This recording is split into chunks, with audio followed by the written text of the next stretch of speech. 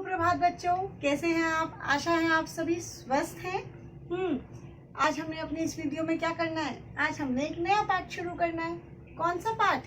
पाठ 4, माँ कहे एक कहानी। मैथिली शरण गुप्त जी की बहुत ही अच्छी एक कविता है, जिसे आप सबने सुनना है, ध्यान से समझना है, और कवि जो आपको समझाना चाहते हैं, ठीक है, उसे भी समझना है कि इंसान के अंदर दया का भाव होना चाहिए, जीवों के प्रति प्रेम होना चाहिए, उसे हमेशा निडर रहना चाहिए।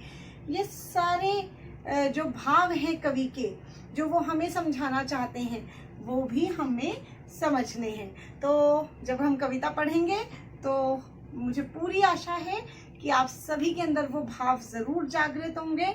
अभी पहले जानते हैं कवि के बारे में कि कवि कौन है। तो कवि का नाम तो आप सबको पता ही है, मैथिली शरण गुप्त। उनका जन्म कहाँ हुआ और कब हुआ? 3 अगस्त 1886 को जन्म हुआ। कहाँ हुआ?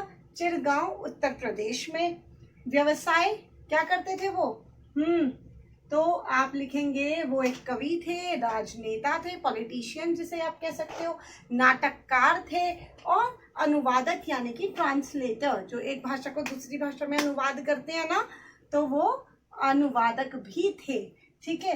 इसके बाद प्रमुख रचनाएं, कौन कौन सी रचनाएं हैं, उनकी प्रमुख कृतियां कौन सी हैं? तो जयद्रथ वध, साकेत, यशोधरा, पंचवटी, भारत भारती। भारत भारती तो स्वतंत्रता संग्राम के समय उन्होंने उनकी इतनी अच्छी कृति है, उनका इतना अच्छा योगदान है उस समय का, कि महात्मा गांधी ने उन्हें राष्ट्र कवि की भी उपाधि दी, पदवी दी उनको, कि वो राष्ट्र कवि हैं, इस भारत भारती जो उनकी रचना थी इसके लिए। इसके बाद कौन कौन से पुरस्कार उनको मिले? तो हिंदुस्तान अकादमी पुरस्कार, पद्म भूषण, भारत सरकार ने उन्हें पद्म भूषण पुरस्कार से भी सम्मानित किया। ठीक। और उनका जो उनकी जन्मदिन है ना उनका 3 अगस्त को, तो उस दिन कवि दिवस भी मनाया जाता है।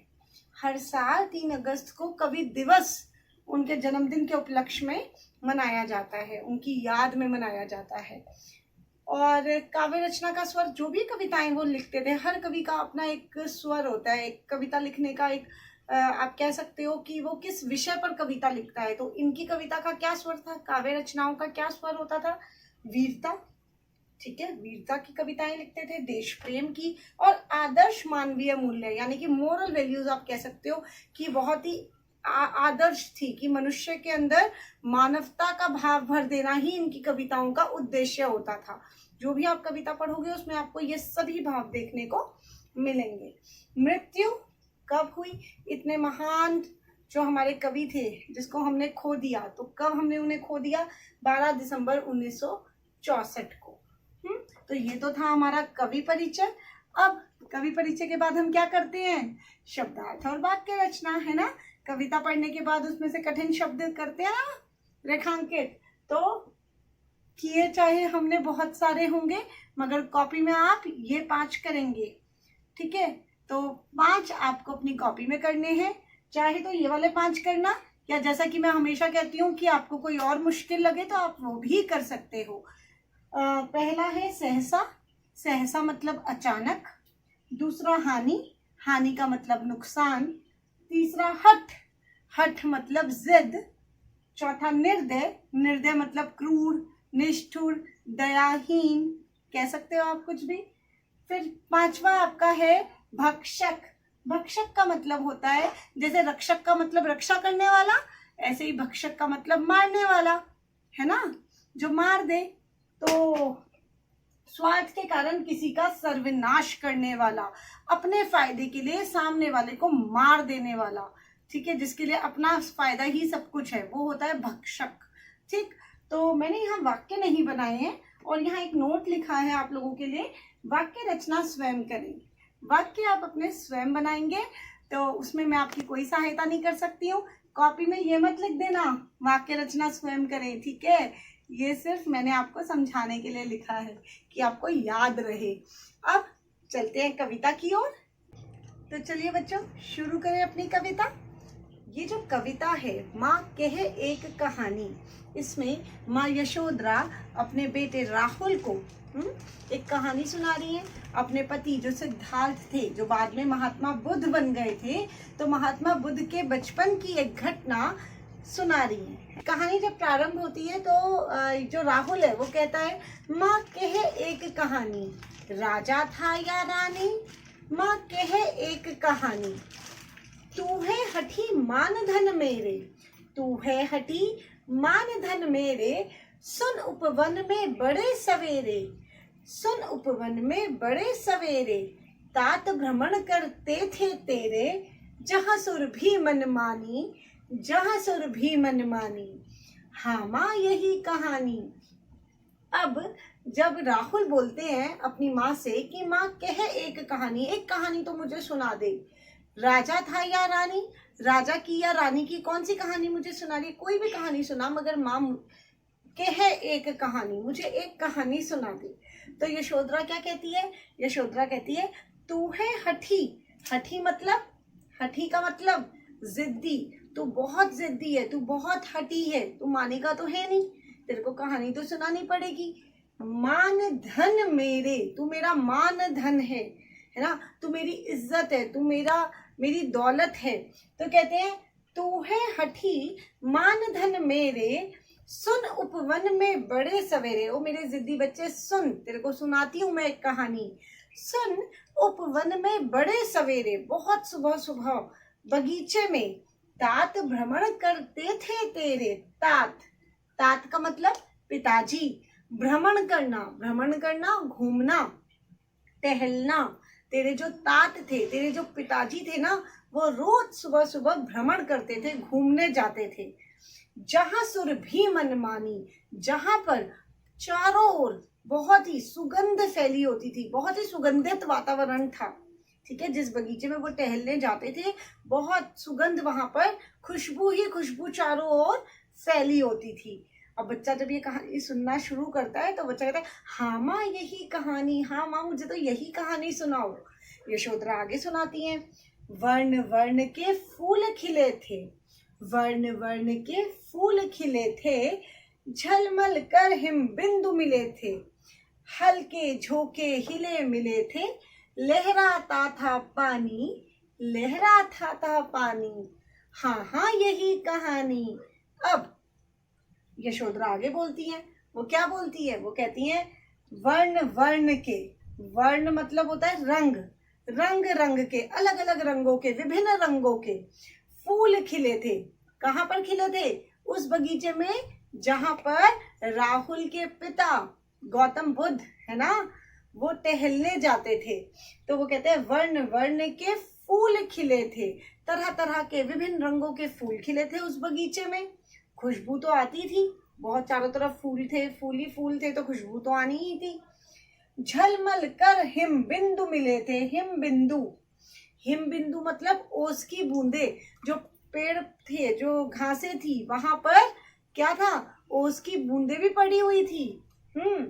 हल्के झोंके हिले मिले थे, हल्के झोंके, हवा के हल्के हल्के झोंके भी चल रहे थे। सुबह सुबह आप सैर पे जाओगे, हल्की हल्की ठंडी ठंडी हवा आपको महसूस होगी, कोई तेज तूफान नहीं आ रहा होता है ना, ठंडी ठंडी हवा चल रही होती है। तो हल्के झोंके हिले मिले थे, लहराता था पानी, और पानी लहराता था। पानी लहराता था का मतलब बगीचे में जो तालाब था, वहां पर जब हवा चल रही है तो हवा की गति से पानी की लहरें भी ऊपर नीचे उठती थी। हाँ हाँ यही कहानी। अब राहुल को ये कहानी बहुत पसंद आती है, वो कहता है हाँ हाँ माँ यही कहानी सुननी है मुझे। अब यशोधरा आगे सुनाती हैं। यशोधरा क्या बोलती हैं, गाते थे खग सुमधुर स्वर में, गाते थे खग सुमधुर स्वर में, सहसा एक हंस ऊपर से, गिरा बिद्ध होकर खरशर से, गिरा बिद्ध होकर खरशर से, हुई पक्षी की हानि, हुई पक्षी की हानि, करुणा भरी कहानी।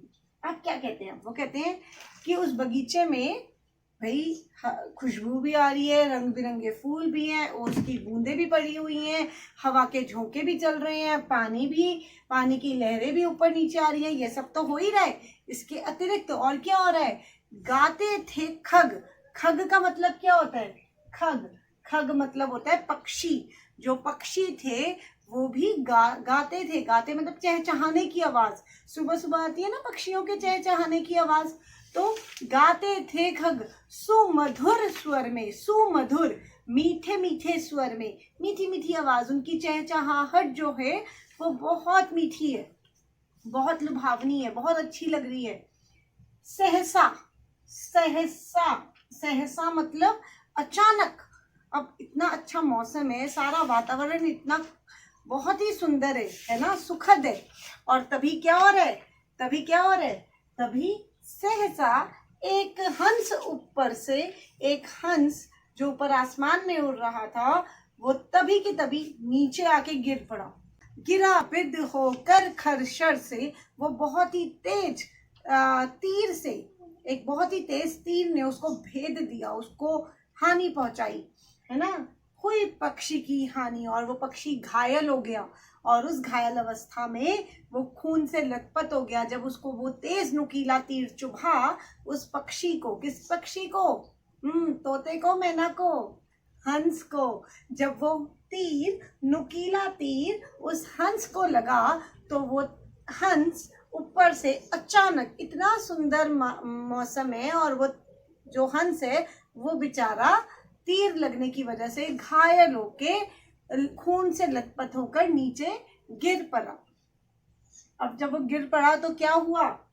वो आगे राहुल कहता है कि हुई पक्षी की हानि, करुणा भरी कहानी। ये तो बहुत ही करुणा भरी, बहुत ही दुख भरी कहानी है ना। बेचारे पक्षी को चोट लग गई है।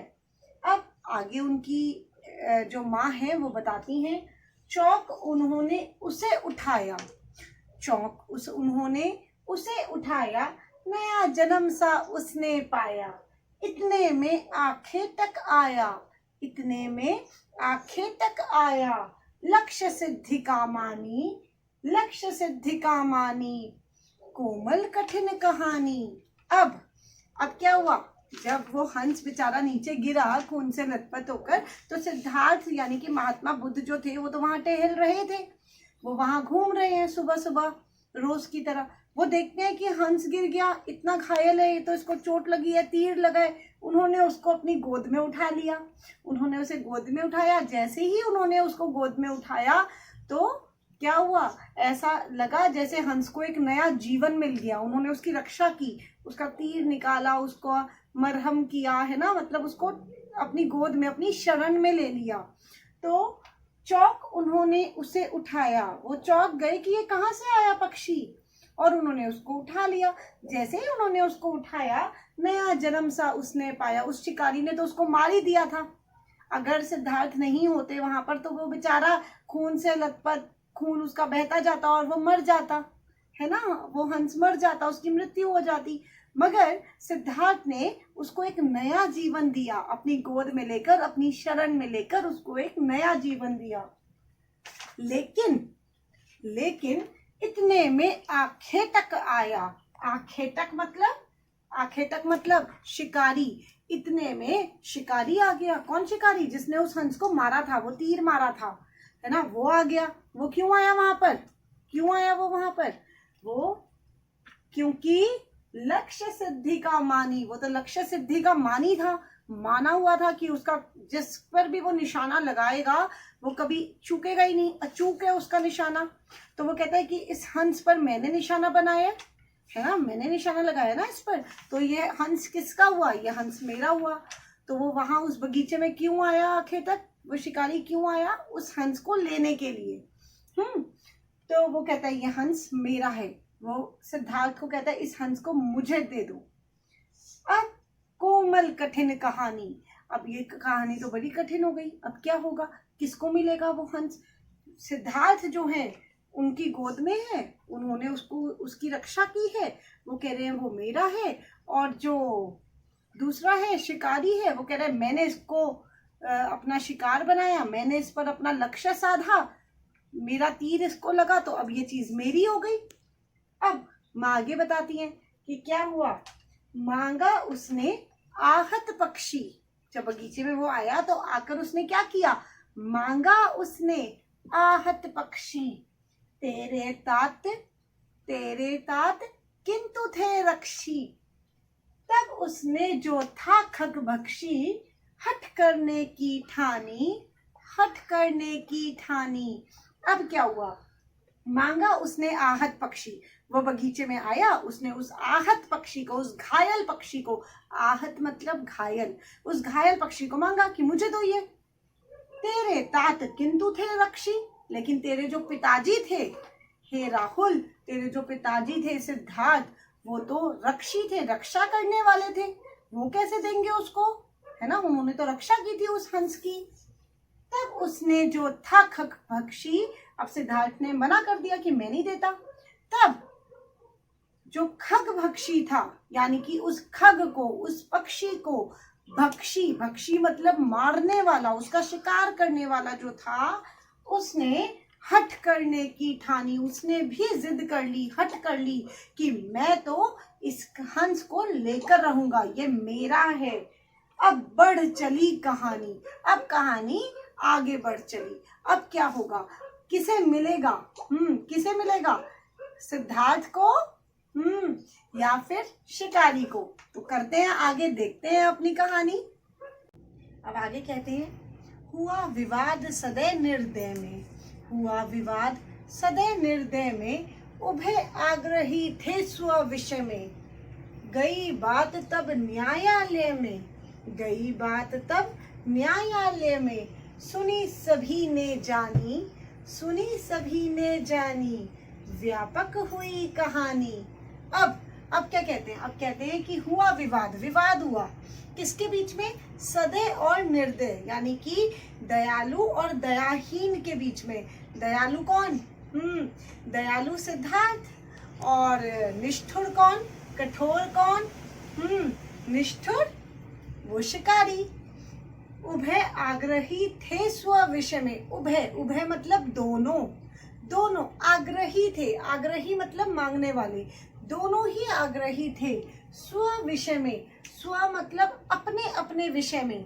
एक कह रहा था कि मुझे पक्षी चाहिए, सिद्धार्थ कह रहा था मुझे पक्षी चाहिए क्योंकि मैंने इसको बचाया है। दूसरी तरफ शिकारी कह रहा था कि मुझे ये पक्षी चाहिए क्योंकि मैंने इसे मारा है ना। दोनों ही अपना अपना पक्ष रख रहे थे, दोनों ही जिद पर अड़े हुए थे, दोनों में से कोई भी पीछे हटने को तैयार नहीं था, दोनों उस पक्षी को लेना चाहते थे। अब गई बात तब न्यायालय में, जब दोनों में से कोई भी हार नहीं मान रहा तो क्या हुआ, उन दोनों का झगड़ा कहाँ गया, न्यायालय में, न्याय के लिए। सुनी सभी ने जानी, अब उनकी बात सभी ने सुनी, सभी ने जानी, और क्या हुआ, व्यापक हुई कहानी। व्यापक मतलब चारों ओर फैल जाना, चारों तरफ फैल गई, बहुत दूर दूर तक फैल गई उनकी ये बात। अब माँ आगे बताती हैं, माँ कहती हैं, राहुल तू निर्णय कर इसका, राहुल तू निर्णय कर इसका, न्याय पक्ष लेता है किसका। कह दे निर्भय, जय हो जिसकी, सुन लूं तेरी बानी, माँ मेरी क्या बानी, मैं सुन रहा कहानी।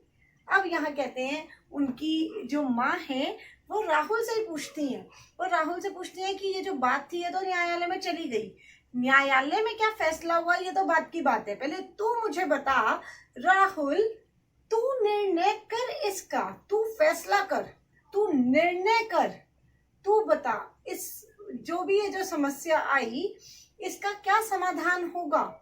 न्याय पक्ष लेता है किसका, तू बता न्याय ने किसका पक्ष लिया होगा, न्याय किसके साथ होगा, पक्ष लेना मतलब किसकी तरफदारी करेगा। कह दे निर्भय, बिना डरे जो तेरे मन में आ रहेगा तू वो कह दे, निर्भय होकर कह दे निर्भय, जय हो जिसकी, किसकी जय होगी, किसकी जीत होगी। सुन लूं तेरी बानी, तेरे मुंह से मैं सुनना चाहती हूँ एक सही बात, ठीक है, मैं देखना चाहती हूँ कि तू किसकी तरफदारी करेगा। अब बच्चा कहता है माँ मेरी क्या बानी, मैं क्या बोलूं, मैं सुन रहा कहानी, मैं तो कहानी सुन रहा हूँ, मैं क्या बोलूं। पर वो आगे बोलते हैं, अब राहुल बोलते हैं, राहुल क्या बोलते हैं, कोई निरपराध को मारे, निरपराध को, बेकसूर को, कोई निरपराध को मारे तो क्या अन्य उसे न उबारे, रक्षक पर भक्षक को वारे, रक्षक पर भक्षक को वारे, न्याय दया का दानी, न्याय दया का दानी, तूने गुनी कहानी। अब यहाँ ये 4 लाइनें राहुल बोलता है। राहुल आखिरी में क्या फैसला लेता है, राहुल कहता है कोई निरपराध को मारे, अगर कोई बेकसूर को मारेगा तो क्या अन्य उसे ना उबारे। उबारना मतलब उसको बचाना, तो कोई किसी अन्य को नहीं बचाएगा, कोई अन्य नहीं आएगा उसे बचाने के लिए। आपके सामने आप कभी कभी देखते हो कि कोई किसी को मार रहा है, तो आप बचाने नहीं जाएंगे, जाओगे ना, इसमें तो कोई भी गलत बात नहीं है, जाना भी चाहिए। बिल्कुल, आपके सामने कुछ गलत हो रहा है तो उसे रोकना चाहिए। तो यहाँ पर राहुल वही बात कहते हैं, अगर कोई किसी बेकसूर को मारेगा तो क्या कोई अन्य उसे नहीं बचाएगा। रक्षक पर भक्षक को वारे, मेरे हिसाब से रक्षक पर, जिसने रक्षा की है उस पर, उस भक्षक को वार देना चाहिए। वार देना चाहिए मतलब भक्षक को नहीं मिलना चाहिए वो हंस, भक्षक की जीत नहीं होनी चाहिए। न्याय दया का दानी, क्योंकि जो न्याय है वो दया का दानी है। न्याय हमेशा दया के साथ रहता है, जिस व्यक्ति ने दया दिखाई है उसके साथ होता है न्याय दया का दानी। और आखिरी में माँ क्या बोलती है, तूने गुनी कहानी, गुनी कहानी मतलब तूने इस पूरी कहानी का, जो कहानी में तुझे समझाना चाहती थी, तूने उस कहानी का अर्थ समझ लिया, ठीक है, जान लिया।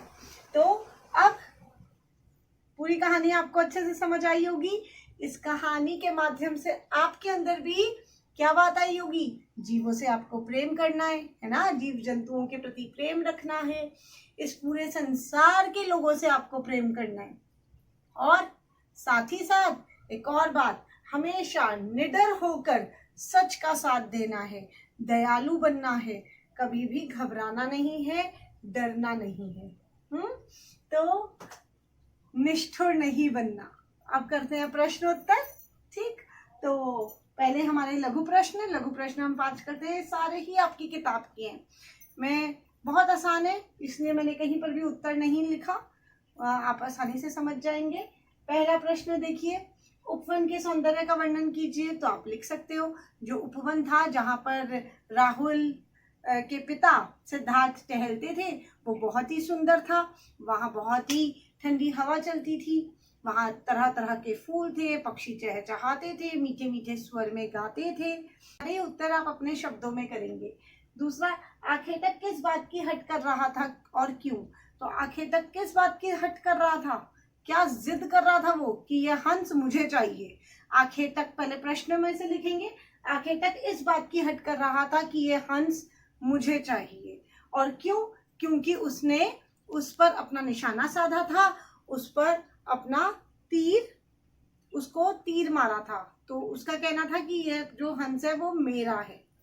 तीसरा, बात न्यायालय तक क्यों चली गई, कोर्ट में क्यों गई, न्यायालय में क्यों गई।